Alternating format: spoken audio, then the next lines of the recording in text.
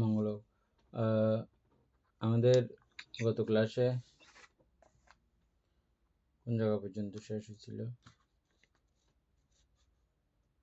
আমাদের অষ্টম পরিচ্ছেদ শেষ হয়েছে, নবম পরিচ্ছেদ থেকে 282 পৃষ্ঠা।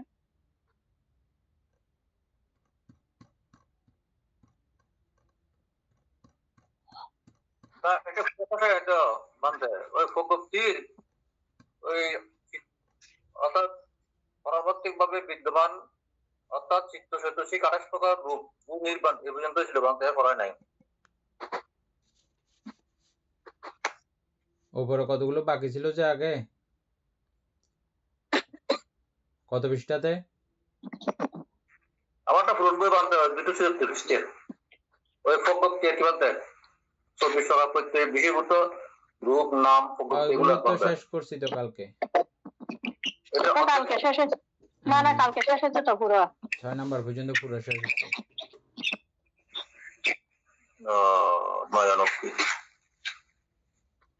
এখন নবম পরিচ্ছেদ। নবম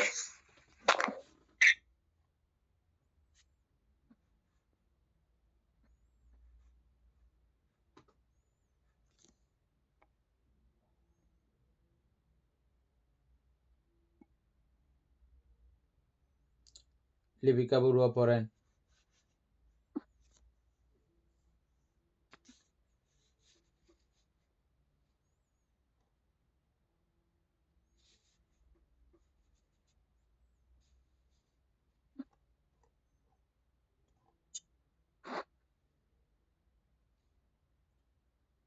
বন্দনা বানতে 283 থেকে পড়ব।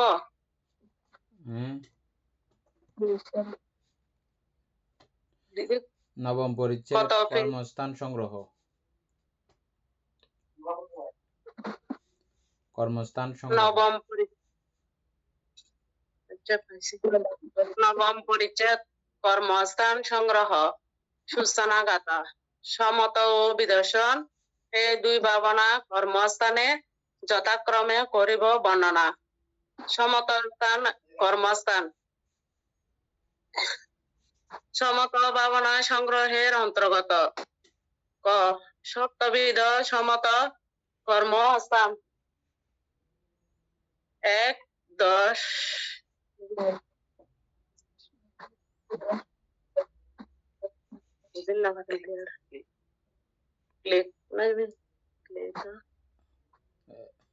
কৃষ্ণ, এটা দশবিধ কৃষ্ণ। দশ কৃষ্ণ, দশ অশুভ, 10 অনুস্মৃতি, 4 অপ্রমেয়, 1 সংজ্ঞা, 1 ব্যবস্থান, 4 অরূপ ধ্যান স্তর।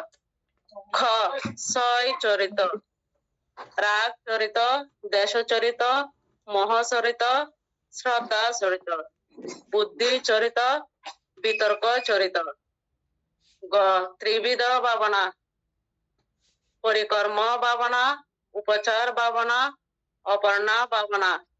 ঘ ত্রিবিধ নিমিত্ত, পরিকর্ম নিমিত্ত, উদ্গ্রহ নিমিত্ত, প্রতিভাগ নিমিত্ত। উহারা বিস্তৃত ভাবে কি প্রকার? ক 10 পৃথিবী,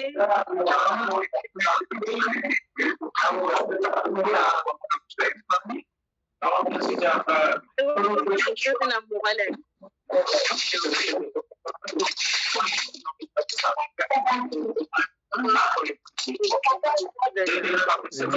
মোবাইল মিউট করেন। মোবাইল মিউট করেন।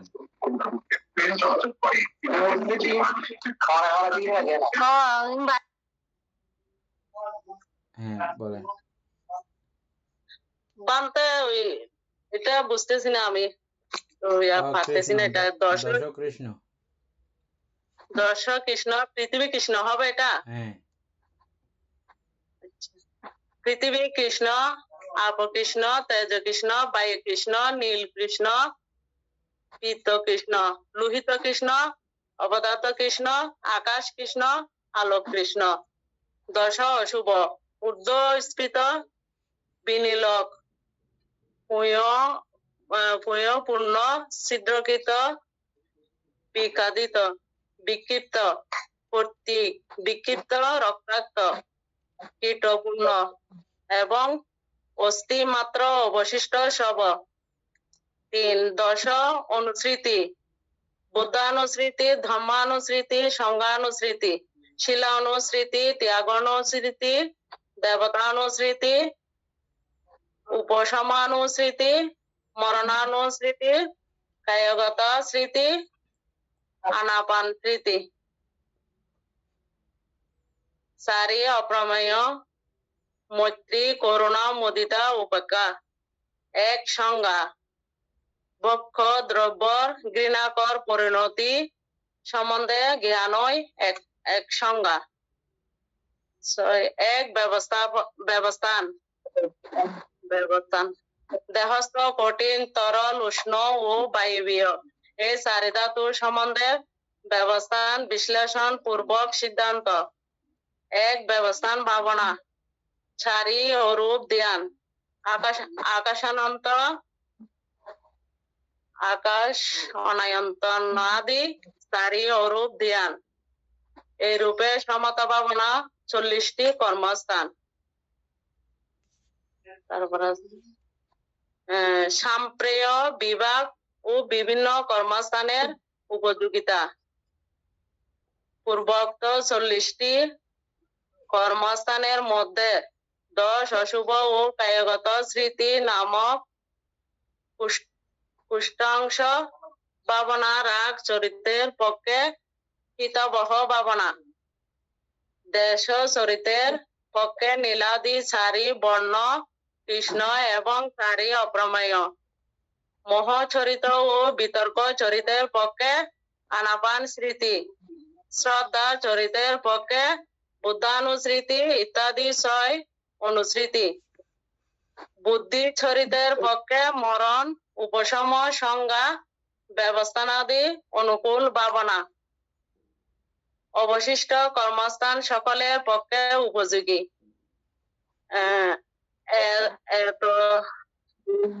বিভিন্ন কৃষ্ণ মন্ডলের নির্বাচনের স্থূল মোহ চরিত্রের পক্ষে এবং ক্ষুদ্রাকার বিতর্ক চরিত্রের পক্ষে উপযোগী। এ পর্যন্ত সাম্প্রেয় বিভাগ ভাবনা বিভাগ। এই সমস্ত 40টি ভাবনা দ্বারাই পরিকর্ম ভাবনা লাভ করা যায়। বুদ্ধানুস্মৃতি হইতে মরণানুস্মৃতি পর্যন্ত 8 অনুস্মৃতি ভাবনায় আহারে অশুভ সংজ্ঞা ও 4 ধাতু ব্যবস্থান ভাবনা শুধু উপাচার ভাবনা পর্যন্ত চিত্ত একাগ্র হয়। ইহাদের দ্বারাই অপর্ণা লাভ হয় না। অবশ্যই কর্মস্থানে অপর্ণা ভাবনা ও লাভ করা যায়। 10 কৃষ্ণ ও আনাপান স্মৃতি পঞ্চধেনিক। 10 অশুভ ও কায়গত স্মৃতি প্রথম ধেনিক 2। মৈত্রী করুণা মুদিতা চতুর্দনিক উপেক্ষা পঞ্চম দৈনিক 3। 24টি কর্মস্থান রূপলোকের ধ্যান উৎপন্ন করে 4। 4টি অরূপ কর্মস্থান অরূপ লোকের ধ্যান উৎপন্ন করে। ঠিক আছে, এই পর্যন্ত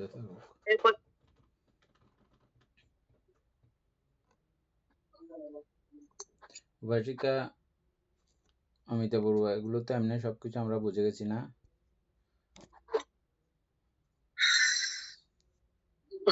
তখন তো এগুলো তো নিচে আলোচনা আছে, আলোচনা করে করে যেতে হবে না। এগুলো তো অনেক এগুলো তো আলোচনা করতে হবে।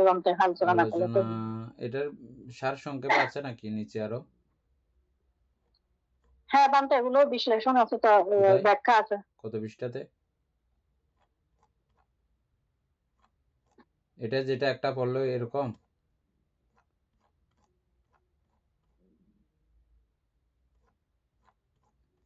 কেন বিশেষ ব্যাখ্যা নাই, নর্মালি ভাবে আছে আর কি। হ্যাঁ নর্মালি ভাবে আছে। না আছে তো, কর্মস্থান সংগ্রহের সার সংক্ষেপ কর্মস্থান সংগ্রহে সংক্ষেপার্থ বর্ণনা আছে তো বলতে। আছে।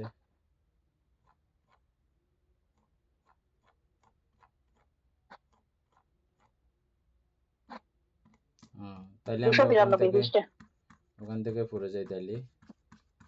তাইলে উপরের থেকে আবার টাচ দিয়ে আসবেন নাকি একদম উপরে যেখান থেকে শুরু করছি এখান থেকে টাচ দিয়ে আসা দরকার? একটু একটু করে টাচ দিয়ে আসলে ভালো হবে। উপাসক জ্ঞানশ্রী সিংহ। কৃষ্ণটা কি? দশক কৃষ্ণ হচ্ছে যে পটভী কৃষ্ণ, অপকৃষ্ণ, ওই যেটা বললো আর কি। এগুলোকে এমনি কৃষ্ণ বলতে, কৃষ্ণ নামটাই জন্য আসছে যে কর্ষণ শব্দ থেকে আমরা জমি কর্ষণ করি না, জমি কর্ষণ করি না, হাল চাষকে শুদ্ধ ভাষায় কর্ষণ বলা হয় না? ভূমি কর্ষণ করে, কৃষক ভূমি কর্ষণ করে, ওই কর্ষণ শব্দ থেকে কৃষ্ণ,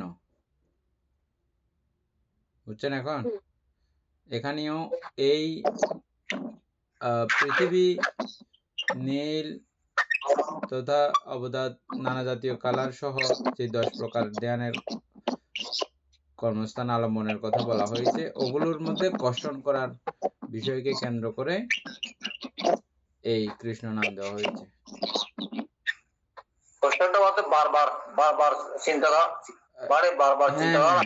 বারবার মানে কর্ষণ মানে একটা, যখন জমি চাষ করে মাটিগুলোকে একদম গুঁড়ো গুঁড়ো করে ফেলতে হয় না, কর্ষণ করতে করতে, এটাকে কর্ষণ বলা হয় আর কি।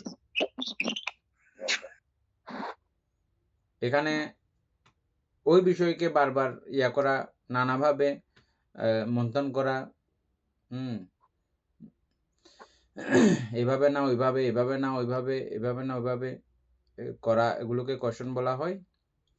আর আমাদের তো বুদ্ধ ভগবান এগুলো আগে লাভ করেছেন, জেনেছেন, তিনি আমাদেরকে সুন্দর ও এমনিতেই দেখাই দিয়েছেন। আমাদেরকে ওভাবে খোঁজাখুঁজি করতে হবে না, আমাদের জাস্ট পড়লেই হয়ে যাবে। এবার বসবো, ধ্যান শুরু করব, রেডি। অর্থাৎ রাস্তায় দেখানো আছে, আমরা শুধু এবার হাঁটবো, যে না হাঁটলে হবে না। আর হাঁটার জন্য একদম খুব সুব্যবস্থা করে রেখেছেন, এবং হাঁটতে হাঁটতে কোথায় গেলে কি খাবার দাবার পাবো, কোথায় গেলে কিরকম স্বস্তি আনন্দ পাবো, এগুলোও আগে ভাগে বলে দিয়েছেন নাকি দেন নাই? এগুলো সবকিছু বলা আছে। তা আমরা ওই সুন্দর সুন্দর সুব্যবস্থাগুলো যদি গ্রহণ করতে না চাই, যারা কামলোকের কামনাতে তৃপ্ত হয়ে আমরা থাকতে চাই, তারা থেকে যাব। যারা ওইদিকে অগ্রসর হতে চাই, কামলোকের কামসুখ বাদ দিয়ে সেদিকে যাব। উপাসক জ্ঞানশ্রী সিংহ, প্রথম লাইন থেকে একটু একটু করে দেখে দেখে আসেন।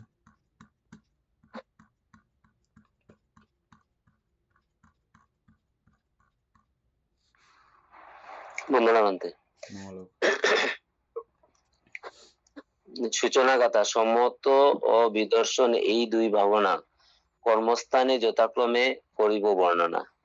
বান্তে দুই ধরনের ভাবনাই আছে, সমত ভাবনা আর হচ্ছে বিদর্শন ভাবনা। সমত সম্পর্কে আপনি যেটা জানেন বলেন, আর বিদর্শন সম্পর্কে যেটা জানেন বলেন।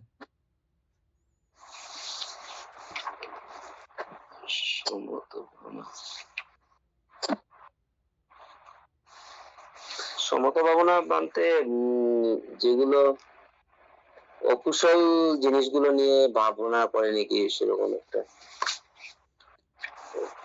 উপাসক পুতুল বাবু, সমতা ভাবনা সম্পর্কে আপনি যেটা ধারণা আছে এটা বলেন। সমতা ভাবনা বলতে আমরা বুঝি ওই মানে মাটিকে নিয়ে আমরা মাটি এটা ওই দেখতে দেখতে তারপর চোখ বন্ধ করলে যখন মাটি এটা মনটাকে এরকম মনে হয় না, এরকম না? ঠিক আছে, উপাসিকা অমিতা বড়ুয়া, আপনি আগে থেকে জানেন, বলেন। তাতে সমত ভাবনা হচ্ছে যে চিত্তকে মানে শান্ত, সমাহিত এবং একাগ্রতা, যে কোনো একটা আলম্বনে একাগ্রতা করার নাম হচ্ছে যে সমত ভাবনা।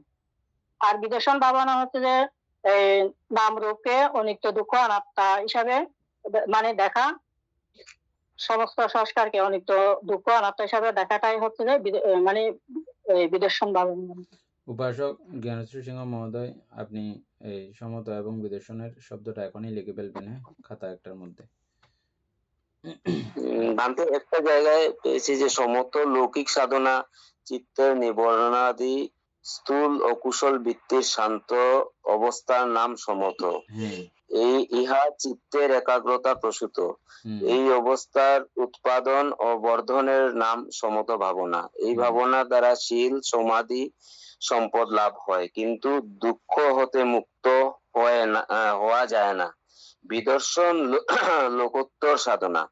নাম রূপ বা সমগ্র সংস্কার ধর্মকে বিবিধ আকারে অর্থাৎ অনিত্য, দুঃখ, অনাত্মা আকারেই দর্শনী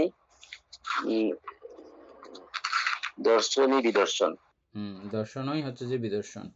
ঠিক আছে, এগুলো হ্যাঁ। আপনি পারলে সেভ করে রাখবেন ওখানে, অথবা লিখে রাখবেন। লিখলে ভালো, লিখলে আমারও মনে থাকে বেশি।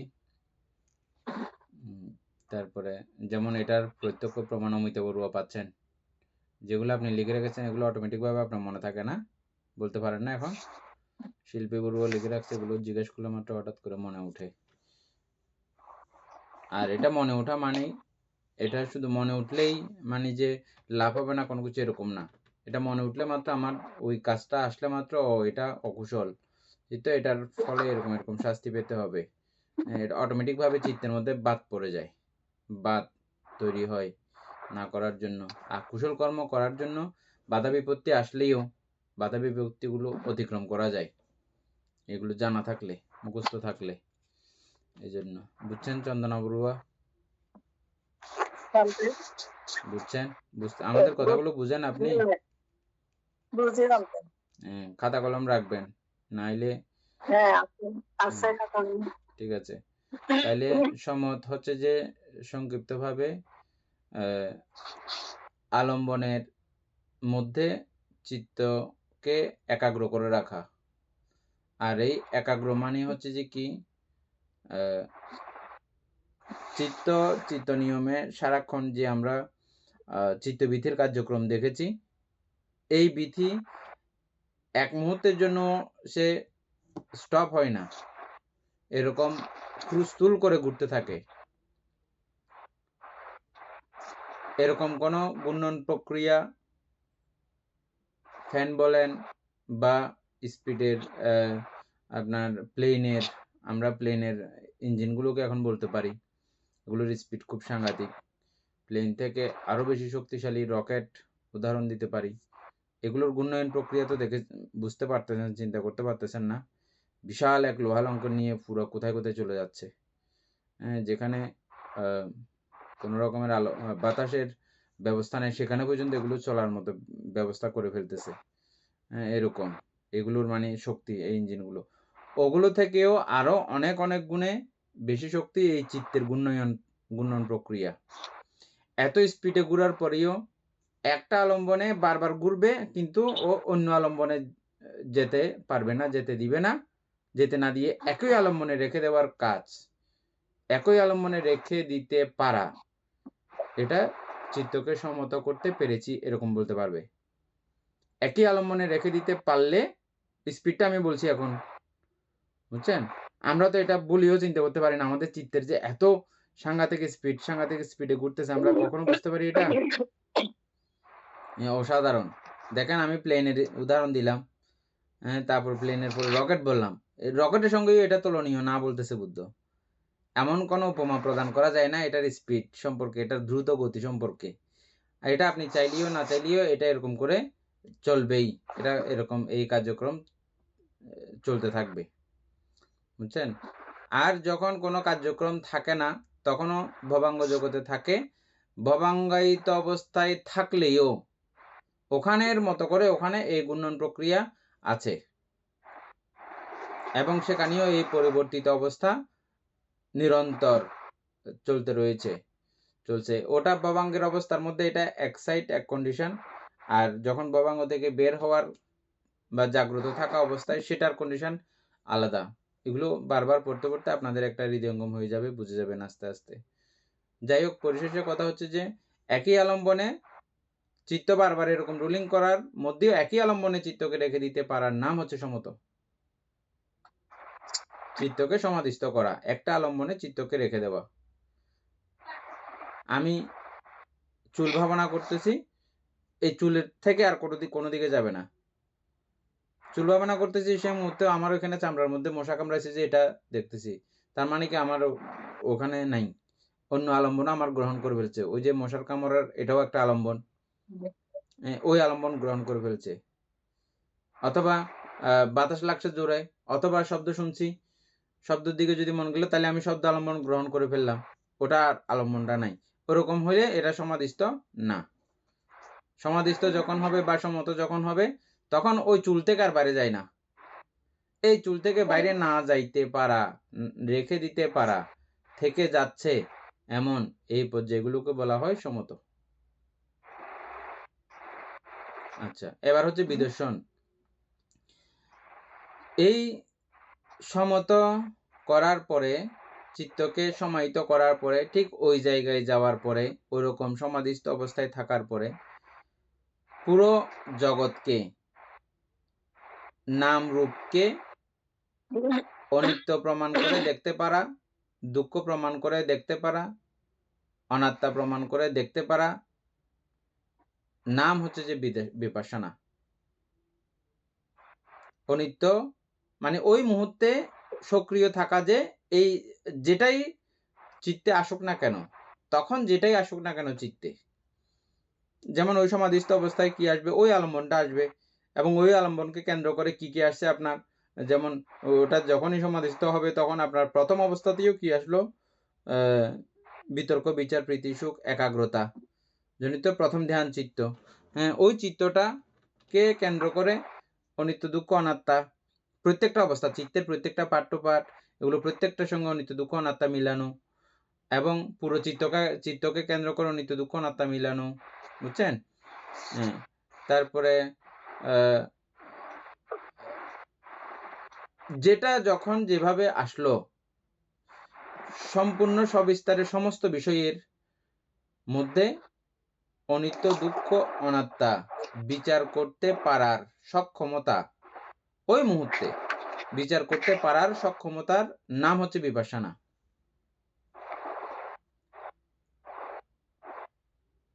এভাবে মনে না থাকলেও বারবার রিপিট করে পরবর্তীতে ইউটিউবে দেখে আপনারা লিখে নেবেন, সংক্ষিপ্ত করে এই 2 লাইন বানিয়ে নেবেন। হ্যাঁ, সমত কাকে বলে এবং বিদর্শন কাকে বলে না লিখলে অসুবিধা নেই, আমরা পরবর্তীতে বিস্তারিত জানবো। জানার পরেও আপনাদের মোটিভ অনুযায়ী আপনারা একটা সমত সম্পর্কে একটা ধারণা লিখতে পারবেন, বিদর্শন সম্পর্কে একটা ধারণা লিখতে পারবেন। লিখে আমাকে পরে বলবেন যে আমাদের মোটিভ বা আমাদের মনের অবস্থা এখন সমত সম্পর্কে এরকম হয়েছে, বিদর্শন সম্পর্কে এরকম হয়েছে। তখন আমরা আবার সবাই মিলে আলোচনা করতে পারি, ঠিক আছে না ঠিক আছে, বুঝছেন না? আরো ঠিক করার প্রয়োজন হলে আমরা একটু আলোচনা করতে পারি। তাহলে আমরা এই 2 লাইন সম্পর্কে একটু আলোচনা করলাম না? তারপরের লাইন উপাসক, সমত এবং বিদর্শন। এখন আবার 2 নম্বর হচ্ছে সমত কর্মস্থান। সমত ভাবনার সংগ্রহের অন্তর্গত ক সপ্তবিধ সমত কর্মস্থান, 10 কৃষ্ণ, 10 অশুভ, 10 অনুসৃতি, 4 অপ্রমেয়, 1 সংজ্ঞা, 1 ব্যবস্থান, 4 অরূপ ধ্যান স্তর। ওইটার তো বাগান্তে এগুলোর ব্যাখ্যা তো নিচে দেওয়া আছে। 10 কৃষ্ণ যেগুলো, পৃথিবী কৃষ্ণ, আপ কৃষ্ণ, তেজ কৃষ্ণ, বায়ু কৃষ্ণ, নীল কৃষ্ণ, পীত কৃষ্ণ, লোহিত কর্মস্থান কৃষ্ণ। সম্পর্কে আপনার যেটা ধারণা আছে এটা বলেন। আমাদের সিস্টেমটা মনে রাখতে হবে, আমরা প্রত্যেকটা লাইন বাই লাইন, শব্দ টু শব্দ আলোচনা করলে পুরো বিষয়টার বিষয়বস্তু আমাদের একটা হৃদয়ঙ্গম হবে। এই জায়গাতে একবার হবে, এই জায়গাতে আমরা জানলে জানলাম, না জানলে নাই, বিস্তারিত আলোচনাতে গিয়ে আবার আমরা জানলাম। এই বিষয়টা এখানে 3 বার জানা হবে, 3 বারের আলোচনা আছে, দেখছেন? প্রথমে একবার সংক্ষিপ্ত একটা রূপ দিয়েছে, দ্বিতীয়বারে একটু, তৃতীয়বার আরেকটা একদম সারসংক্ষেপ। বুঝছেন? এখানে কর্মস্থান সম্পর্কে আপনি যেটা জানেন বলেন। মানতে সমত কর্মস্থান তো ওইটাই বুঝলাম যে মানে না, সমত চিত্তকে বলা দরকার নাই, এমনি শুধু কর্মস্থান বলবেন যে। কর্মস্থান কর্মস্থান কি মানতে যৌবন প্রক্রিয়াকে বুঝতে হবে নাকি না? এ, ঠিক আছে, আমরা এটা আলোচনা করতেছি। তা পুতুল বাবু বলেন। লিপিকা বড়ুয়া পারলেও বলতে পারেন, আরো রিমি বড়ুয়া পারলেও বলতে পারেন।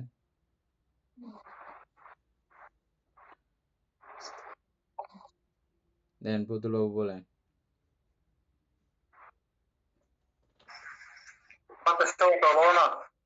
না, কর্মস্থান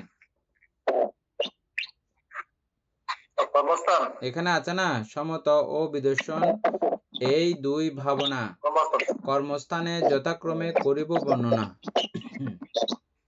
এই যে কর্মস্থান শব্দটা আছে না, এটা কি? আসলে দশক সপ্তবিধ সমত কর্মস্থান এক হলো বলতো 10 খ্রিস্ট 10 এগুলো দরকার নাই, শুধু কর্মস্থান শব্দটা কি, এটা কেন এখানে ব্যবহার করা হয়েছে এটা বলবেন যে। কর্মস্থান মানে কর্মস্থান কোন আলম্বন গ্রহণ করবে এটা বলতে। হ্যাঁ, ঠিক আছে, অমিতা বড়ুয়া বলে। বাংলা এখানে 40 প্রকার সমত ভাবনার মধ্যে 40 প্রকার আছে, 40 প্রকার কর্মস্থান ভাবনা আছে। এখান থেকে যে কোনো একটা নিয়ে আমি যদি যে কোনো একটা নিয়ে যদি আমি আলম্বন নিয়ে যদি মানে ভাবনা করি, ওইটাই হচ্ছে সমত ভাবনা, কর্মস্থান ভাবনা। ঠিক আছে, আমাদের উপাসক জ্ঞানেশ্বর সিংহ প্রথমে বলছেন যবনের কার্যক্রম। কর্মস্থান, কর্ম বলতে আমরা ঠিক যবন প্রক্রিয়াটাকেই বুঝি মূলত, না? যে জায়গাতে চিত্তের যবন কার্যক্রম হয় সেখানেই কর্ম সৃষ্টি হয়, বুঝছেন? কর্ম তৈরি হয়, নবকর্ম সম্পাদিত হয়, এইগুলোকে আমরা কর্ম বলি মূলত। আর কর্মস্থান আমাদের যার যার চাকরির স্থান আছে না, কাজের স্থান আছে না, এখানেও আমাদের কর্মের স্থান। আমরা কর্মটা কোন জায়গায় সম্পাদন করব, যবনটাকে আমরা যদি কর্ম বলি, তাহলে এই যবনটা আমরা কোন জায়গায় গিয়ে কিভাবে ব্যবহার করব, বুঝছেন? বেশি গুরুত্বপূর্ণ এটা। কথাটা একদম ছোট, আমরা তেমন একটা কোনো সময় আলোচনা করি না সচরাচর। কর্মস্থান, তাহলে এই কর্ম আমরা কোথায় গিয়ে কিভাবে সম্পাদন করব, কোন আলম্বনের মাধ্যমে এই কর্ম সম্পাদন করব, বুঝছেন? তো এখানে আমাদেরকে 40 প্রকার আলম্বন দেখিয়ে দেওয়া হয়েছে। এখানকার মধ্যে ওই 40 প্রকারের যে কোনো একটা জায়গাকে অবলম্বন করে বা আলম্বন করে, অবলম্বন করে বা আলম্বন করে, ওটার মধ্যেই, ওটাকে কেন্দ্র করেই আমাদের ওই যে যবন কার্যক্রম উৎপন্ন করা। নর্মালি আমরা চাইলেও না চাইলেও আমাদের ষড়ইন্দ্রিয়ের মাধ্যমে প্রতিনিয়ত এই কর্ম কিন্তু সম্পাদিত হচ্ছে। এটা আমাদের বেরাক ছাড়া, আমাদের ইচ্ছা মতো না, মনের ইচ্ছা মতো মনে করতেছে। হ্যাঁ, কিছু কিছু আমাদের জ্ঞানচর্চার কারণে ওগুলো অনেক বিষয় আমাদের অটোমেটিকভাবে কিছু কন্ট্রোল হয়ে যাচ্ছে। অনেক সময় সামাজিক কিছু ব্যবস্থাপনার কারণে, অনেক সময় দেশীয় কিছু ব্যবস্থাপনার কারণে কিছু কিছু বিষয় অটোমেটিকভাবে কন্ট্রোল হয়। যেমন ভালো সভ্য দেশের মধ্যে আপনি অনেক বিষয় এমনিও আপনার এগুলো হয়ে যায়। কিছু কিছু দেশ আছে বড় করে শব্দ করে কথাও বলা যায় না পাবলিক প্লেসের মধ্যে। হ্যাঁ, কিছু কিছু দেশ আছে, কিছু কিছু জায়গা আছে সাউন্ড করা যায় না, আওয়াজ করে কথা বলা পর্যন্ত যায় না। তো এখানে আপনার ওই যেমন আমাদের মুসাবাদাশীলের কিছু কিছু পর্যায়ে আছে, অটোমেটিকভাবে সেখানে গেলে আপনাকে বাধ্যগত মানিয়ে চলতে হবে, বুঝছেন? এরকম আমরা ঘর রক্ষার খাতিরে, সমাজ রক্ষার খাতিরে, দেশ রক্ষার খাতিরে, দেশের শাসন ব্যবস্থার ভয়ে, তথা আমার আত্মমানবিকতার ভয়ে, নানা কারণে এই বিষয়গুলো কিন্তু আমরা কি করি, আমাদের এগুলো ওই যবন কার্যক্রমগুলো ওদিকে না গিয়ে এদিকে থাকতে বাধ্য হয়ে যায় বা রাখতে আমরা বাধ্য হই। আবার যখন আমরা এই বৌদ্ধ ধর্ম সম্পর্কিত জ্ঞান, অভিধর্ম সম্পর্কিত জ্ঞান যখন আমাদের ক্রমান্বয়ে বাড়তে থাকে, এই জ্ঞানও আমাদেরকে অটোমেটিকভাবে অনেক বিষয় থেকে কন্ট্রোল, যেটা আমাকে সমাজে কন্ট্রোল করতেছে না, আমার পরিবারে কন্ট্রোল করতেছে না, আমাকে কোনো রাষ্ট্রীয়ভাবে আমাকে কন্ট্রোল করা হচ্ছে না, কিন্তু আমি অটোমেটিকভাবে আমার চিত্ত, আমার জ্ঞানসম্মত চিত্ত আমাকে কন্ট্রোল করতেছে, এরকম হয়। ঠিক আছে, এটা তো হচ্ছে একরকম। আর এগুলোর মধ্যে আরো শ্রেষ্ঠতম কন্ট্রোল হচ্ছে যে কি, আমি নির্দিষ্ট একটা জায়গার মধ্যে তাকে কর্ম দিয়ে দেওয়া, কাজ দিয়ে দেওয়া, চাকরি দিয়ে দেওয়া, তখন ওই চাকরি ছাড়া, ওই কাজ ছাড়া অন্য কিছু আর করবে না, করতে পারবে না, তাকে নির্দিষ্ট একটা চাকরিতে ঢুকাই দেওয়া আর কি। এটাকে বলা হয় কর্মস্থান, মানে চিত্তকে নির্দিষ্ট একটা কাজ দিয়ে দেওয়া। এখন সারাক্ষণ তার ইচ্ছা মতো সে করে, এখন বলছি যে না, তোমার ইচ্ছা মতো তুমি করতে পারবে না, তোমাকে একটা আমি নির্দিষ্ট কাজ দিচ্ছি, তুমি ও কাজটা করতে হবে, এটা তোমার ডিউটি, এটা তোমার চাকরি। এখন তাহলে কর্মস্থান মানে বুঝছেন না? ইজি লাগছে? ইজি লাগছে একটু না?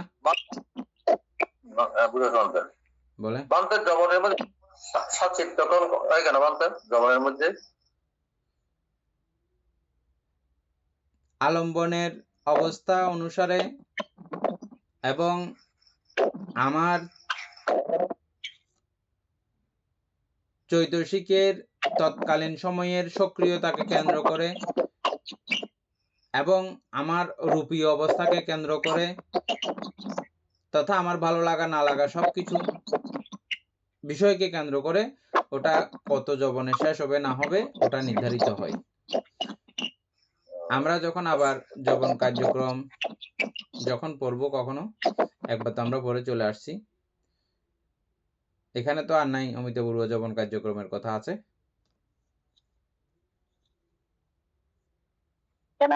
জানি না বান্তা লাস্ট আছে কিনা, মনে হয় নাই, মনে হয় আমরা আগে এটা পড়ে চলে আসছি। বান্তার আগে চলে। হ্যাঁ, তো এটা কখনো আমরা আবার নতুন করে ক্লাস শুরু করলে এটা, বুঝছেন, তখন এটা আমরা আবার পেতে পারি তখন। আর এখন আপনার বিশেষ করে এটা যদি জানতে ইচ্ছে করে, আপনি এটা দীপেন বাবুর সঙ্গে ভালো করে আলোচনা করবেন, ও এটা খুব ভালো করে জানে, এই ক্লাসটা 2 বার করছে দীপেন বাবু। হ্যাঁ, তারপরে আপনারা মাঝে মধ্যে এগুলো আলোচনা আদি করবেন। হ্যাঁ, তাহলে এটা আরো শক্তিশালী হবে এই আলোচনাগুলো। আমরা যদি আবার পুরনো ক্লাসের কথা এখানে আবার, হ্যাঁ, কিছু কিছু আপনাদের সাথে তারপর আমরা আলোচনা করতেছি, কিন্তু ওগুলো আবার রিপিট আলোচনা করলে এদিকে আমাদের এই ক্লাসটা শেষ হবে না, বুঝছেন। এখন অলরেডি 200 কত ক্লাস, 233 না 37 ক্লাস চলতেছে, এখনো বই শেষ করতে পারি নাই। সেই জন্য তাহলে নর্মালি যবন সম্পর্কে একটু বললাম। হ্যাঁ, এতে বললে আপনি কিছু বুঝবেন না, এর দূরে আপনার যবনের কার্যক্রমের কোনো ব্যাপার আসবে না। যবন বিষয়টা একটা নাম আর কি, মূলত যেমন আমাদের অতীত ভাবাঙ্গ যেরকম একটা নাম, একটা চিত্তের একটা অবস্থা। হ্যাঁ, এগুলো প্রত্যেকটা এক একটা চিত্তের অবস্থা, এবং এক এক অবস্থার এক এক নামের এক এক কার্যক্রমও আছে, এবং কোন কার্যক্রমের মধ্যে গেলে এটার ফলাফল রেজাল্ট কিরকম হয় সেটাও আমরা সবিস্তারে ক্রমান্বয়ে জেনেছি, বুঝেছি। হ্যাঁ, বান্তে বিটির নাম যখন এটা বিটির নাম সেগুলো বিটির নাম। বীতি হচ্ছে যে, বীতি বলা হয় চিত্ত চলার রাস্তাকে। চিত্ত, আমরা যে চলি আমাদের একটা রোড থাকে, আমরা এগুলোকে রোড বলি, বীতি বলি, মার্গ বলি। হ্যাঁ, এটা হচ্ছে চিত্ত চলার রাস্তা, চিত্ত কোন কোন রাস্তায় চলে এগুলোকে বলা হয় বীতি।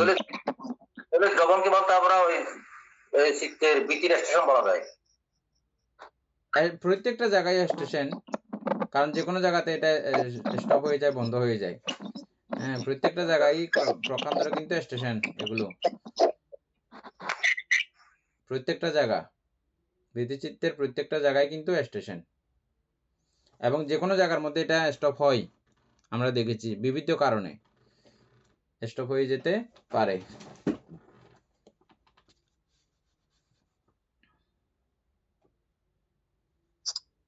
আচ্ছা, তাইলে আমরা কর্মস্থান সম্পর্কে আলোচনা করলাম এতক্ষণ। কর্মস্থান সম্পর্কে আপনাদের মোটামুটি একটা ধারণা হয়েছে।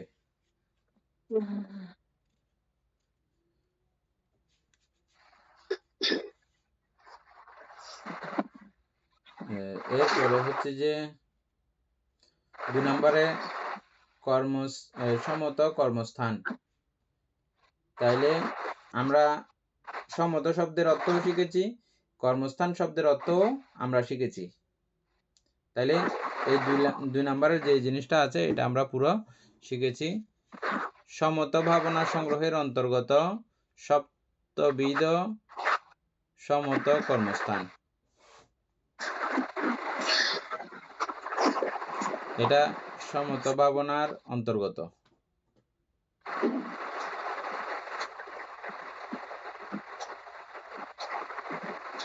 এটাকে পুরাকে 7 ভাগে বিভক্ত করা হয়। 7 ভাগের মধ্যে কয়টা হয়েছে? 10 10 3 10 30 34 35 36 40 টোটাল 40 প্রকারকে 7 ভাগে বিভক্ত করা হয়েছে।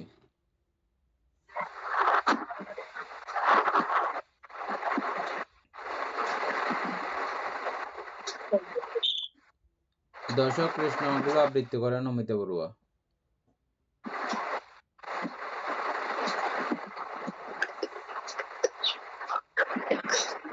দশা কৃষ্ণ হচ্ছে পৃথিবী কৃষ্ণ, আপ কৃষ্ণ, তেজ কৃষ্ণ, বায়ু কৃষ্ণ, নীল কৃষ্ণ, শীত কৃষ্ণ, লোহিত কৃষ্ণ, অবধাত কৃষ্ণ, আকাশ কৃষ্ণ, আলোক কৃষ্ণ।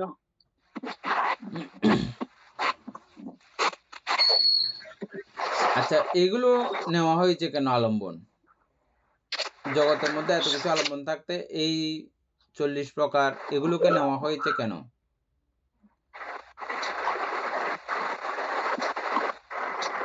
এগুলো, এই আলম্বনগুলো কামনা বর্জিত।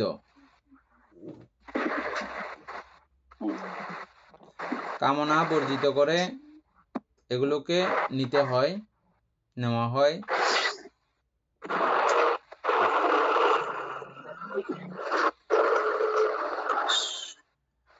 কামনা, এখানে 2টা ব্যাপার আছে, অতীব গুরুত্বতার সহিত এটা একটু মনে রাখতে হবে। কামনা মানে তৃষ্ণা প্রকান্তরে, আর এই তৃষ্ণা মধ্যে কামতৃষ্ণা, রূপতৃষ্ণা, আবার অরূপতৃষ্ণা, এভাবেও আমরা বলতে পারি। এটা কামতৃষ্ণা বর্জিত, কিন্তু রূপতৃষ্ণার অন্তর্গত কিন্তু এগুলো। এই সপ্তবিধ কর্মস্থান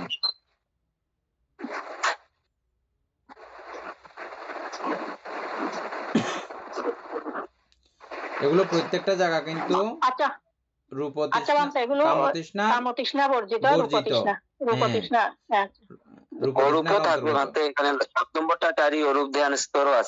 তারপরে এই সব জায়গাগুলো কিন্তু মোট কথা হচ্ছে যে কামতৃষ্ণা বর্জিত। তারপরে 4 নাম্বারটা অরূপ ধ্যান স্তর, এই 7 নাম্বারটা অরূপ ধ্যান স্তর। এটা হচ্ছে যে কামতৃষ্ণা রূপতৃষ্ণা দুইটাই বর্জিত অবস্থা। বুঝছেন? এক কথায় বলতে গেলে কাম বর্জিত। এই পুরো 7 প্রকারের আলম্বনগুলো, 40 প্রকারের ধ্যান আলম্বনগুলো পুরো কামতৃষ্ণা বর্জিত। আর 4 প্রকার আছে যে রূপতৃষ্ণা বর্জিত, কাম এবং রূপতৃষ্ণা বর্জিত, যেগুলো অরূপ ধ্যান সেগুলো। আর এগুলোকে আমরা আলম্বন হিসেবে বললে কাম আলম্বন বর্জিত এবং 7 নাম্বারটা রূপ আলম্বন বর্জিত। কেন কাম আলম্বন বর্জিত, কেন রূপালম্বন বর্জিত আমরা ক্রমান্বয়ে আস্তে আস্তে করে আলোচনা করে যাব। এবং এই দশক কৃষ্ণ ভাবনা আমরা আগে আলোচনা করেছিলাম, এবারে আমরা আরো বিস্তারিতভাবে একটু আলোচনা করে যাব। তারপরে দশ অশুভ ভাবনাগুলো আবৃত্তি করেন। দশ অশুভ ভাবনা হচ্ছে উদয়, স্পিড, বিনিলক, পুয়পূর্ণ, ছিদ্রকৃত, পুষ্পূর্ণ, তারপর ছিদ্রকৃত, বিখাদিত, বিক্ষিপ্ত, কর্তৃক বিক্ষিপ্ত, রক্তাক্ত, কীটপূর্ণ এবং অস্থি মাত্র অবশিষ্ট সব।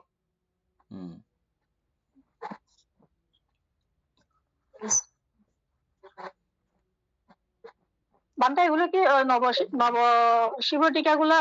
এগুলো এগুলো তো 10টা আছে। এটা হচ্ছে দশ অশুভ, নবশিব টিকা আলাদা সাতিপাট্টান সূত্রের অনুসারে। এটা হচ্ছে যে দশ অশুভ। তারপরে দশ অনুস্মৃতি গুলো বলেন। দশ অনুস্মৃতি হচ্ছে যে বুদ্ধানুস্মৃতি, ধর্মানুস্মৃতি, সাংঘানুস্মৃতি, শিলানুস্মৃতি, ত্যাগানুস্মৃতি, দেবতানুস্মৃতি, উপসমানুস্মৃতি, মরণানুস্মৃতি, কায়াগত স্মৃতি, আনাপন স্মৃতি। তারে চারি অপ্রমেয়। চারি অপ্রমেয় হচ্ছে মৈত্রী, করুণা, মুদিতা, উপেক্ষা। আর এটা এগুলো পারবো একটু। এক সংজ্ঞা হচ্ছে যে কি? এক সংজ্ঞা হচ্ছে ভক্ষ দ্রব্যের ঘৃণাকর পরিণতি সম্বন্ধে জ্ঞানই একসঙ্গে। বানতে এটা কি যে এটা কি আহারের? আচ্ছা। এক ব্যবস্থাপন দেহস্থ, কঠিন, তরল, উষ্ণ ও বায়বীয় এই চারি ধাতু সম্বন্ধে ব্যবস্থাপন বা বিশ্লেষণ পূর্বক সিদ্ধান্ত। এক ব্যবস্থাপন ভাবনা। আর চারি অরূপ ধ্যান হচ্ছে যে আকাশানন্তয়নদী চারি অরূপ ধ্যান। এই রূপে সমত ভাবনা 40টি কর্মস্থান। ঠিক আছে, এগুলো আমরা তাইলে যখন বিস্তারিত আলোচনা আসবে তখন আমরা ক্রমান্বয়ে আলোচনা করব।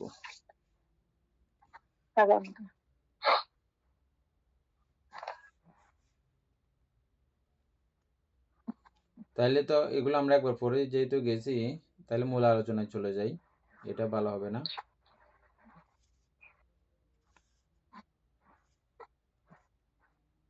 পৃথিবী কৃষ্ণ জায়গাটা কোন জায়গায় লেখা আছে? পৃথিবী কৃষ্ণ সম্পর্কে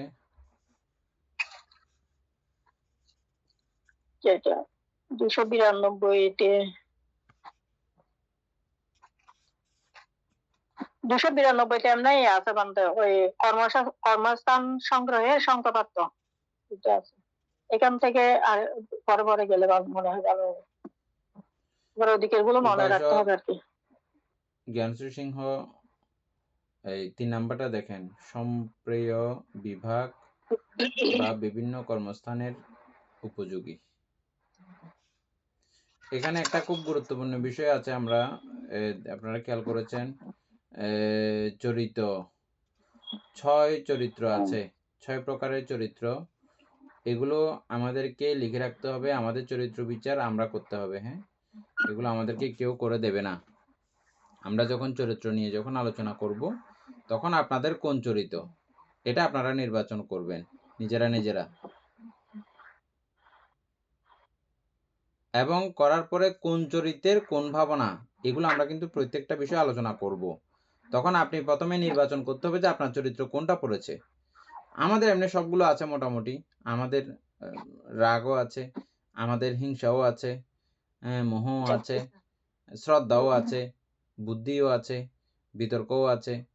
হ্যাঁ, এটা 6টা চরিত্র। আবার এগুলোকে আলাদা আলাদা করে বলা হচ্ছে কেন? কোনটা আমার কাছে বেশি, কোনটা আমার কাছে শর্ট করে উৎপন্ন হয়, এটা আমরা জানি, এটা আমাদেরটা আর কেউ জানবে না। সেজন্য আমাদের চরিত্র আমাদেরকে নির্বাচন করতে হবে যে এইটা আমার কাছে সবচেয়ে বেশি। প্রথমে 3টা দেখবেন অথবা 5টা দেখবেন, কোনটা 6টার মধ্যে কোনটা আপনার কাছে সবচেয়ে বেশি বেশি আছে। ও ওটা আছে আমার কাছে, ওটা আছে, ওটা আছে, এভাবে ক্রমান্বয়ে বাদ দিতে দিতে একটাতে আসবে। এই দুইটার মধ্যে কোনটা বেশি, তখন দেখবেন যে ওটা বেশি। তাইলে আপনার ওই চরিত্র হিসাবে আপনি নির্বাচন করতে পারবেন। এবং ওই চরিত্র অনুযায়ী 40 প্রকার কর্মস্থানের মধ্যে কোনটা কোনটা ওই চরিত্রের উপযোগী, এটা কিন্তু আপনারা নিজেরাই বের করতে হবে। উপাসক জ্ঞানেশ্বর সিংহ ইয়া থেকে 3 নম্বরটা।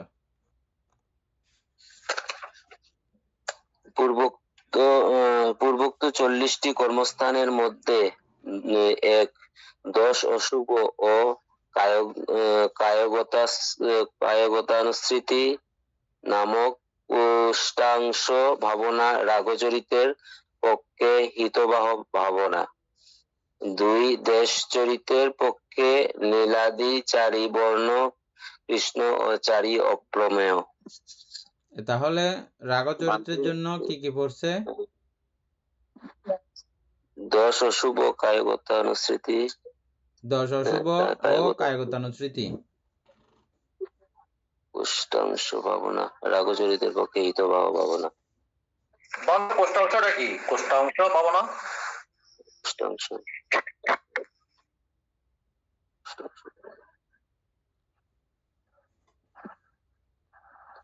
কোষ্টাংশ হচ্ছে যে ব্যতিক্রম আর কি, বুঝছেন?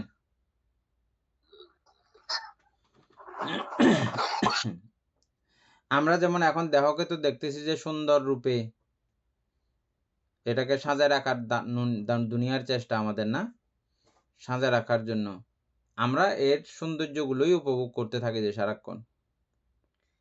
আর ব্যতিক্রমগুলো আসলে মাত্র এগুলোকে আমরা সরাই দিই, যেগুলো আমাদের দেখতে চাই না আমরা। কিন্তু এই কোষ্টাংশ মানে হচ্ছে যে ব্যতিক্রম অংশ। আমার তারপরে একটু কনফিউশন আছে আসলে ঠিক কিনা।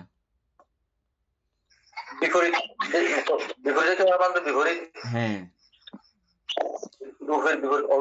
হ্যাঁ, কোষ্টাংশ মানে হচ্ছে যে রূপের বিপরীত অরূপ, না ওরকম না।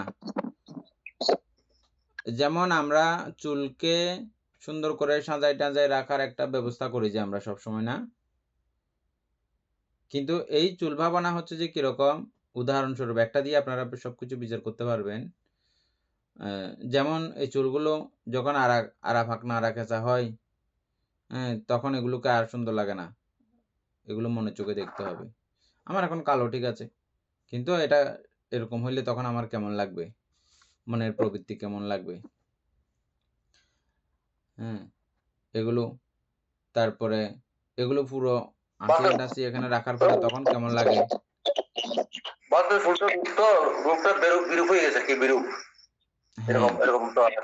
বিরূপ হয় এবং ব্যতিক্রম হয়, এগুলো ফুললে খুব সাংঘাতিক গন্ধ হয়। তারপরে এগুলো যদি যত্ন না করি আমরা, তখন এমনি চুলে মাথায় থাকা অবস্থাতেও খুব বিদঘুটে গন্ধ, আশেপাশে যাওয়া যায় না। হ্যাঁ, এই ব্যতিক্রম সভাগুলো, ব্যতিক্রম দৃশ্যগুলো উৎপন্ন করার নাম হচ্ছে যে কোষ্টাংশ। ব্যতিক্রমতা, সৌন্দর্য সাইড না। উপাসিকা লিপিকা বড়ুয়া, আপনি কি এগুলো চালাইতে জানেন? আমাদের দীপেন বাবু যেভাবে আমাদেরকে সহযোগিতা করে।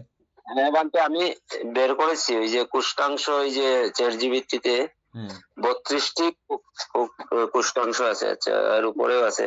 কোষ্টাংশ ভাবনা কি? এটি থেরবাদ বুদ্ধ ধ্যানের 40টি কর্মষ্ঠানের মধ্যে একটি অশুভ ভাবনা। শরীর যে নিত্য সুন্দর আত্ম নয়, এই অনিত্য দুঃখ অনাত্মা জ্ঞান আনার জন্য এই ভাবনা করা হয়। ঠিক আছে, এটা লাগবে না এখন। তাহলে আমরা যেটা বলছি সেটা ঠিক আছে, না? কোষ্টাংশ মানে হচ্ছে যে বিপরীত ভাবাপন্ন হয়ে দেখা। এরপরে যান।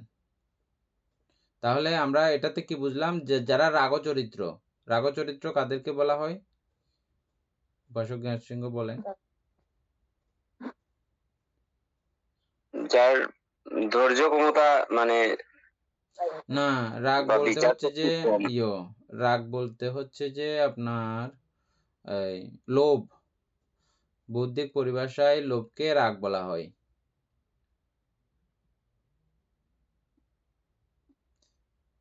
বুঝছেন? আচ্ছা, অনুরাগ, তৃষ্ণা তো হবে বানতে না? হ্যাঁ, কৃষ্ণ তৃষ্ণা, অনুরাগ, ওই লোভ। অনুরাগ শব্দ থেকে অনুরাগ, তারপরে বিরাগ, এগুলো বিরাগ মানে লোভহীন, রাগ মানে লোভযুক্ত, সরাগ মানে রাগযুক্ত, আর দেশ হচ্ছে যে হিংসা, ক্রোধ।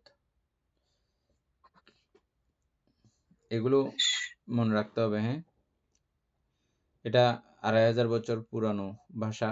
আমরা কিন্তু বাংলা ভাষাতে এখন রাগ বলতে ক্রোধকে বুঝি, দেশকে বুঝি, কিন্তু এখানে এভাবেই লেখা থাকবে, এটা আমাদের মাথায় রাখতে হবে। লোভও উচ্চারিত হয় কখনো কখনো, লোভ নামেও পাবো, তবে রাগ শব্দটা বহুল প্রচলিত বইয়ে।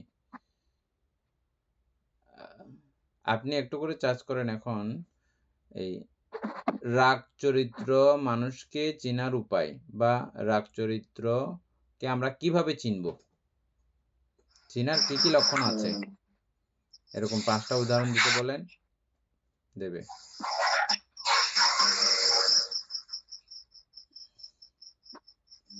মূলত আমরা যখন কারো বেশি খাওয়ার, বেশি পঞ্চকামগুণের প্রতি অতি চাহিদা, যে কোনো কিছু পাইলে একদম ঠাসায় খাইতে চাই, ঠাসায় দেখতে চাই, ঠাসায় ব্যবহার করতে চাই, এরকম, বুঝছেন না? এগুলো হচ্ছে যে ওই যারা লোভচরিত বা রাগচরিত তাদের বেলায়। রাগ চরিত্র পেয়েছে লোভ বা কামনা প্রধান স্বভাবের মানুষ। হ্যাঁ, উদাহরণ কি কি, মানে উদাহরণ আছে রাগ এরকম। চরিত্র চেতনার 10টি লক্ষণ। 10টি লক্ষণ বলতে দিক আর রাগ চরিত্রের লক্ষণ। এক নম্বর হচ্ছে দিক, আর মানে 2 পার্ট করেছে, মানে দিকেরটা হচ্ছে রাগ চরিত্রের লক্ষণ হচ্ছে ধীরে সুন্দর করে সাজিয়ে গুছিয়ে হেঁটে, পা ফেলার সময় মাটি দেখে না এদিক ওদিক তাকায়। তারপর কাজকর্ম করার সময় সব গুছিয়ে পরিষ্কার করে সুন্দর করে তাড়াহুড়া নেই, অগোছালো কাজ সহ্য করতে পারে না। খাওয়া হচ্ছে মিষ্টি চর্বিযুক্ত মোলায়েম খাবার পছন্দ, আস্তে আস্তে রসিয়ে বসিয়ে খায়, স্বাদ নিয়ে মন্তব্য করে। দেখা, সুন্দর জিনিস, রঙিন জিনিস, ফুল ছবি দেখতে ভালোবাসে, কুৎসিত দেখলে মুখ ঘুরিয়ে নেয়। পোশাক, পরিষ্কার ইস্ত্রি করা রঙিন ফিটিং জামা পছন্দ, সাজগোজ সুগন্ধি গয়না ভালোবাসে। ঘর দোর, সব সময় পরিপাটি সাজানো, ফুলদানি ছবি পর্দা দিয়ে সাজায়, নোংরা দেখতে পারে না। দোষ, অন্যের দোষ দেখে না, গুণ দেখে, নিজের দোষ ঢেকে রাখে। স্বভাব, মিষ্টি করে কথা বলে, মায়া মমতা বেশি, রাগ কম কিন্তু অভিমান বেশি, সহজে কাঁদে। ভয়, ঘৃণা, অশুচি কুৎসিত দুর্গন্ধ মৃতদেহ দেখতে ভয় পায়, ঘৃণা করে। ধ্যানে বাধা, সুন্দর নিমিত্তে আসক্ত হয়ে যায়, কাম বিতর্ক বেশি আসে। মানতে ওইগুলো আর কি, মানে এই 10টা আপনি স্পেশালি এটাকে কপি করেন, কপি করে ইয়ার মধ্যে পাঠান, গ্রুপের মধ্যে পাঠান। বারবার যাদের রিপিট করে পড়তে ইচ্ছে করবে এগুলো পড়বেন। হ্যাঁ, আর আমরা একটু একটু করে প্রত্যেকটা 10টাকে আমরা আলোচনা করতেছি। 1 নাম্বারটা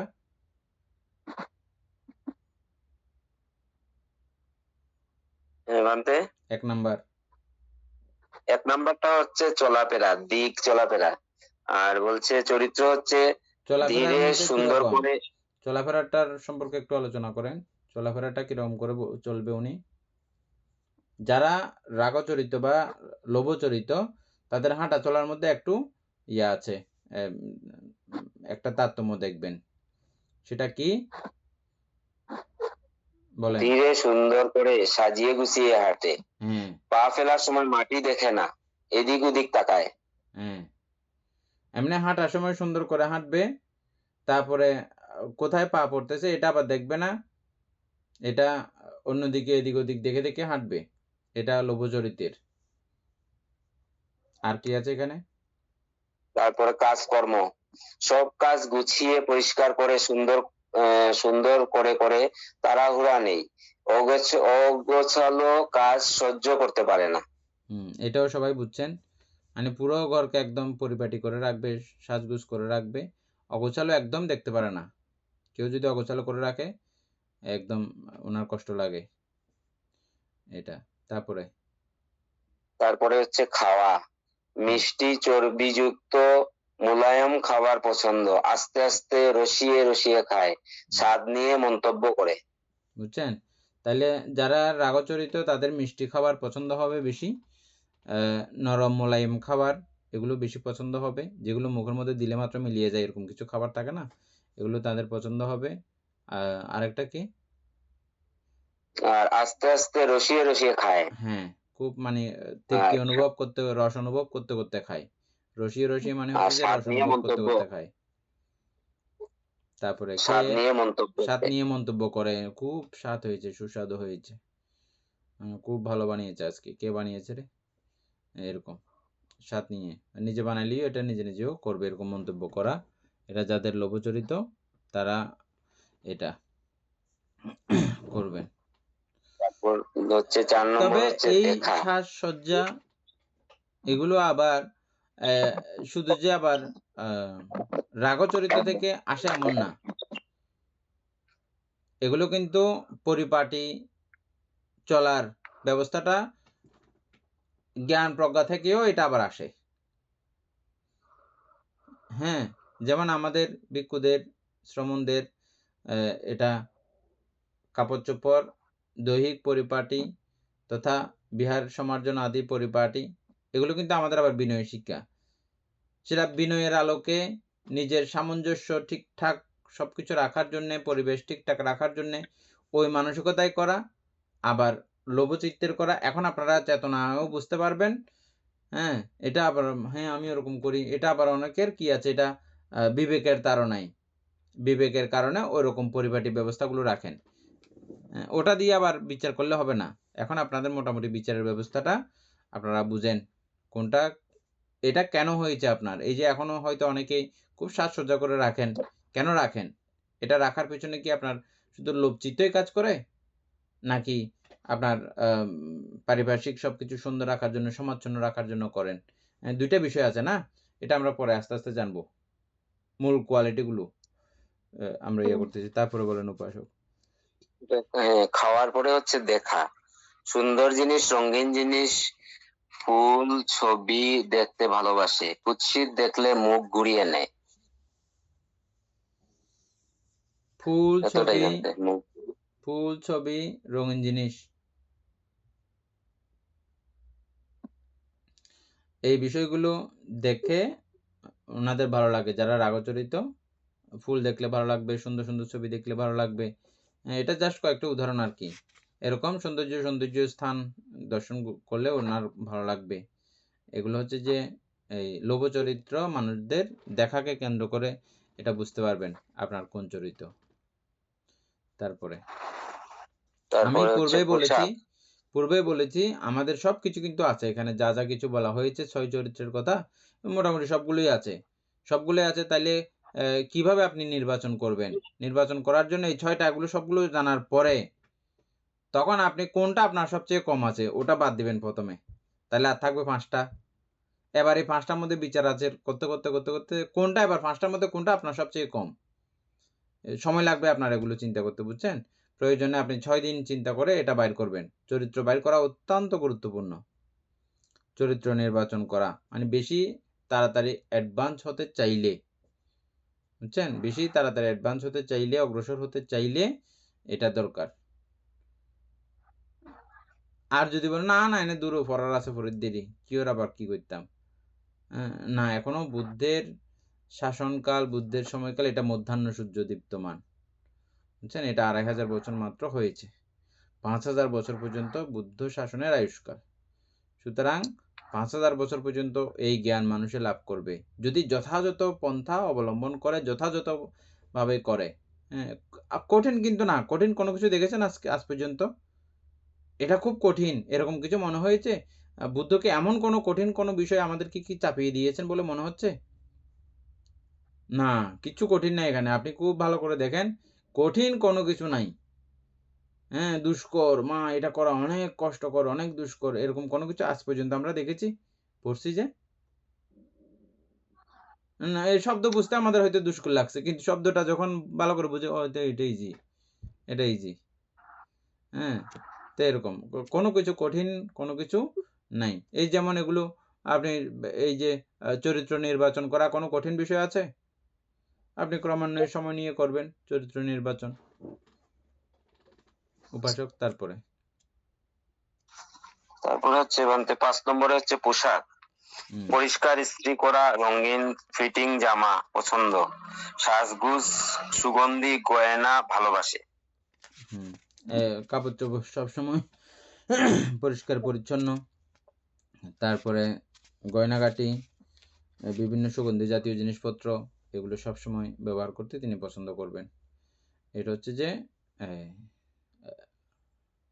লোভচরিত্র মানুষদের লক্ষণ। আরেকটা কি আছে? ঘর দোর সব সময় পরিপাটি সাজানো, ফুলদানি ছবি পর্দা দিয়ে সাজায়, নোংরা দেখতে পারে না। হ্যাঁ, এগুলো সব কিছু ঘরের একদম যেটাই হোক, ঘরকে পরিপাটি করে রাখা। পরিপাটিটা এমনি খুব ভালো একটা দিক। এটা এমনি করতে হয়, আমাদের সবাইকেই করতে হয়। অনেকে মনে করে যে না, এটা আমার ওরকম ঘর হইলে এটাকে পরিপাটি, আর যেরকম হবে হোক ঘর, ছনে ছানি কুড়ে ঘর।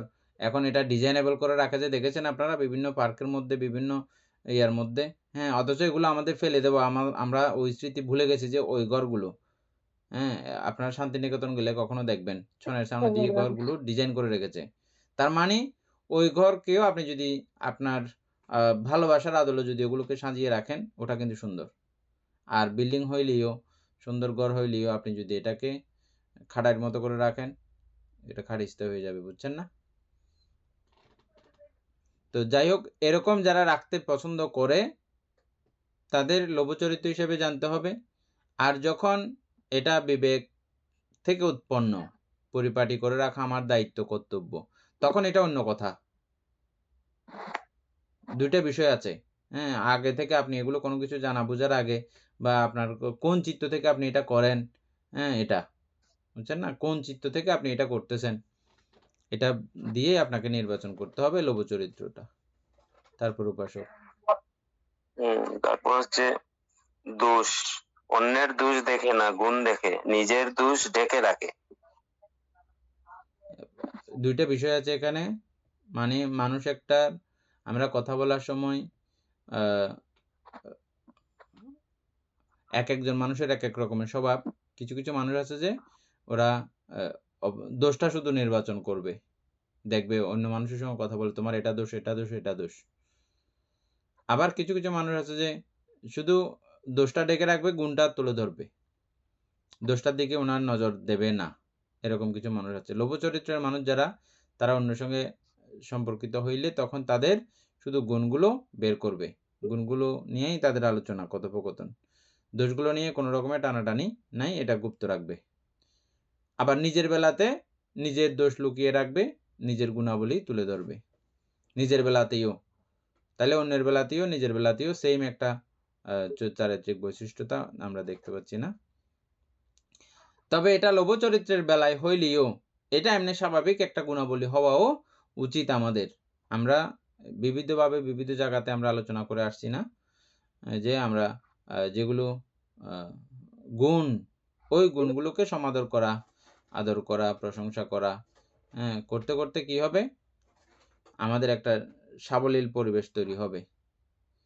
তখন যাকে আমরা এই প্রশংসাগুলো করব, তার মধ্যেও অনাবিল একটা পরিবর্তন আমরা দেখতে পাবো।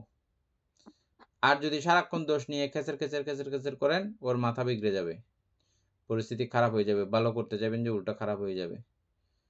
হ্যাঁ, তো সেজন্য সবসময় আমরা এই বুদ্ধের একটা গাথাতেও বুদ্ধ এটা কিন্তু বলেছেন, এই মাছি এবং মধুপোকের সঙ্গে তুলনা করে। মধুপোক এরা ফুলের মধ্যে গিয়ে ফুলের মধুটা সংগ্রহ করবে। অন্যান্য অনেক পাপড়ি-টাপড়ি অনেক জায়গা আছে, কোনো জায়গাতে বসবে না, জাস্ট একদম শুধু মধুটা নিবে তারা।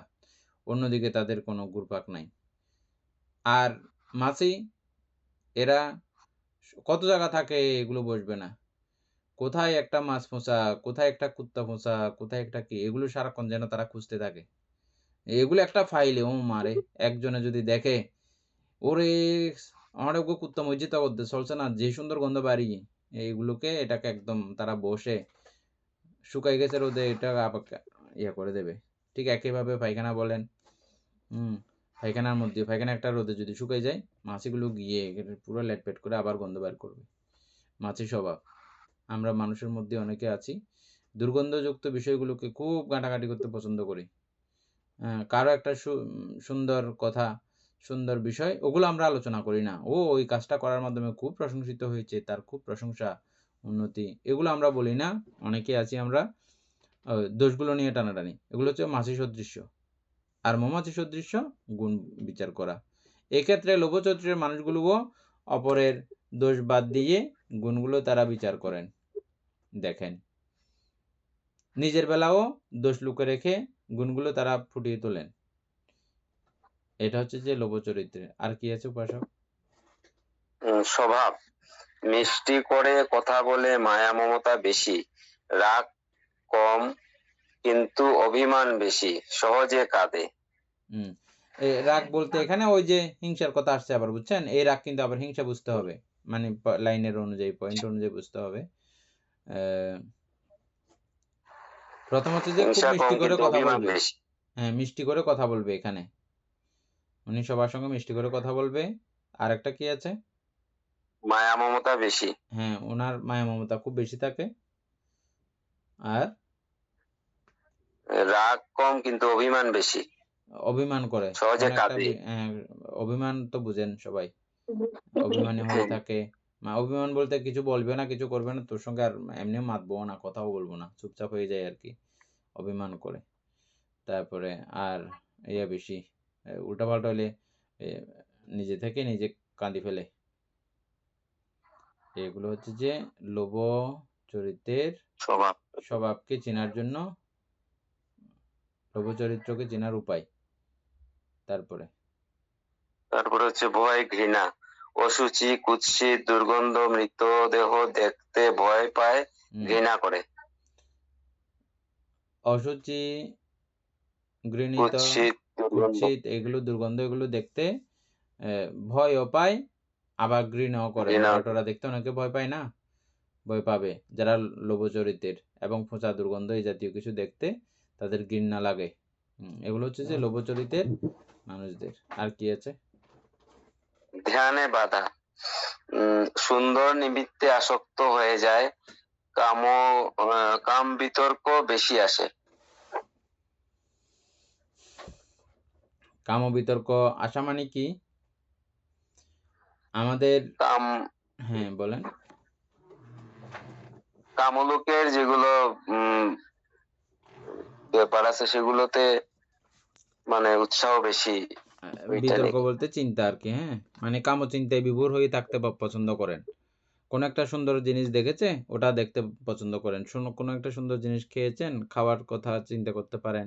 অথবা কোনো একটা সুন্দর বিছানায় ঘুমাইছেন, ওই বিছানায় ঘুমানোর কথা চিন্তা করতে পারেন। যে কোনো ষড় ইন্দ্রিয়ের কাম জগতের বিষয়কে কেন্দ্র করে উনি কামনাকে চিন্তা করতে থাকেন। এটাকে কাম বিতর্ক বলা হয়। আর কিভাবে মানে কাম লাভ করা যাবে, এই কামনার সঙ্গে সংযুক্ত হওয়া যাবে, এগুলোকে বলা হয় কাম বিতর্ক। এটা হচ্ছে ধ্যানে বাধার অন্তর্গত। হ্যাঁ, ধ্যানে মানে আপনাকে এটা এই বিষয়ে সংযুক্ত থাকার কারণে আপনি যে আলম্বন আপনি গ্রহণ করেছেন, ওই আলম্বন আপনাকে করতে ও দেবে না, এই চিন্তায় বিভোর রাখবে।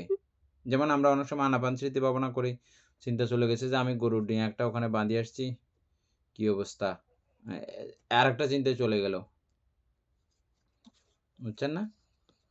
এরকম এগুলোকে মানে ওই এটা আমি গরুর ডিয়ার কথা উদাহরণ দিলাম। ঠিক ধ্যান বসছেন, আপনার ওই ষড় ইন্দ্রিয়ের কাম বিষয়ের প্রতি ভাবনা জাগা। এটা হচ্ছে যে কাম এটা হচ্ছে ধ্যানে বাধা, এটা 10টাই ভাঙতেছিল। হ্যাঁ, এই 10টা আপনি কপি করে গ্রুপে পাঠাবেন, যাতে যাতে প্রয়োজন হয় বারবার এটা দেখে শিখে নেবেন। 6টা পুরো এভাবে আমরা আলোচনা করব। আলোচনা করার পরে নিচেও একবার এগুলো আলোচনা আছে আবার। সবকিছু মিলিয়ে লাস্ট পর্যায়ে এতদিন তো কোনো কিছু কাজ আমরা দিই নাই বা করা হয়নি আমাদের, না? এখন কিন্তু এটা কাজ আমাদের, এটা কিন্তু অবশ্যই করতে হবে। চরিত্র নির্বাচন করা যার যার দায়িত্ব তার তার। ভগবান বুদ্ধ সম্মুখে উপস্থিত হতে পারা, সরাসরি সদ্ধর্ম দেশনা শুনতে পারা, এটা পরম সৌভাগ্য বলা হয় এই কারণে যে বুদ্ধ ভগবান এই চরিত্রগুলো অটোমেটিকভাবে তিনি বুঝতে পারেন, বুঝে ওই অনুপাতে ধ্যান কর্মস্থান ভাবনা দিয়ে দেন। এই 40 প্রকার এত কিছু ঝামেলা আপনাকে দেবে না, আপনাকে নির্দিষ্ট কিছু বলে দেবে, এটা এটা এটা এটা তুমি করো, এইভাবে চলো। ওইভাবে চললে ওনার কাজ হয়ে গেছে।